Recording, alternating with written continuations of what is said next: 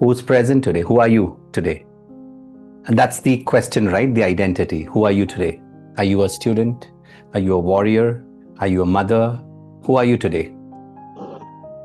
Yeah, who's come today? Whom did you bring with you? Who are you showing today? Who do you don't want the world to see today? Who are you on screen? Who are you when others look at you? Who are you when you look at others? We are discussing the idea of identity today, and we're doing it explicitly. Even though this identity, it's a pronoun. In the language of English, it's just a pronoun.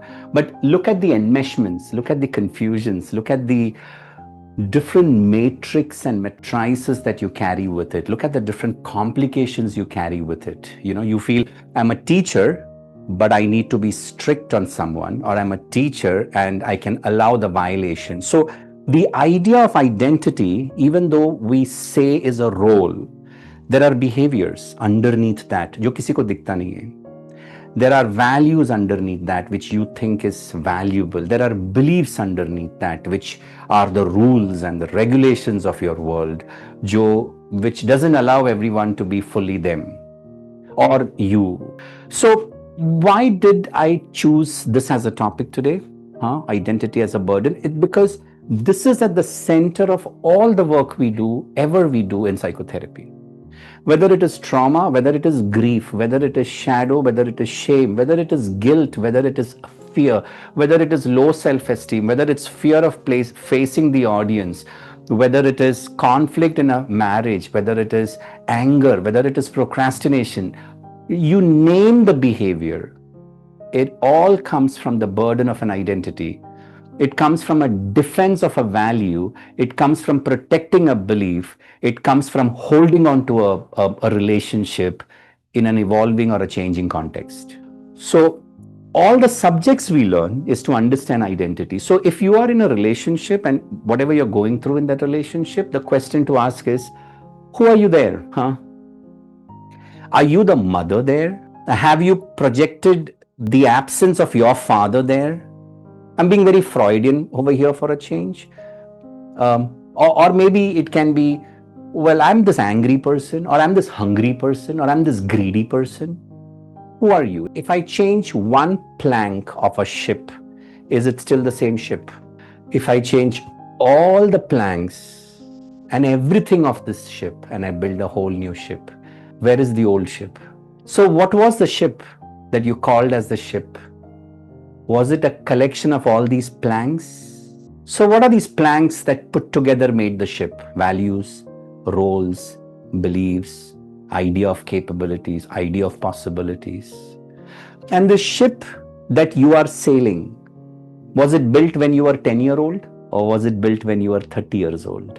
And you as a captain, are you taking the ship out on this heavy, high-stakes situation, waves of life, and you are 50, but your ship is 30, you did not upgrade the ship. It's got old beliefs, old values, old rules, old permissions, old regulations, old ideas of what you are capable of, old ideas of what is possible in the world. So that's a nice paradox. Well, who am I is identity. Who I'm not is also identity. I'm not an angry person. I'm not a non-vegetarian. It's also identity. Who I'm not is also identity. Who I'm showing you is identity. Who I'm hiding from you is identity. Who I'm afraid to become is identity. I don't know what I will become here is also identity. I'm afraid to become is also identity. I'm afraid to become this person in this relationship, and I'm already becoming that. I'm afraid, and therefore I have to move out before it's too late. Otherwise, I'm the sitting frog. They're all identities. We're not simple. So whatever we speak, values, beliefs, point of views, capabilities, they're all subset of identities. As you move identity, you can become somebody else. When that's what Krishna did, probably the greatest coach. What he did with Arjuna was he changed his identity. He changed his identity from a student to a warrior, from a devotee to a warrior, from a brother to a warrior. Because what Arjuna is saying is, how can I fight them? My brother is there. How can I fight them? My teachers are there. So when Arjuna is seeing the brother, he's a brother. When he's seeing the teachers, he's a student.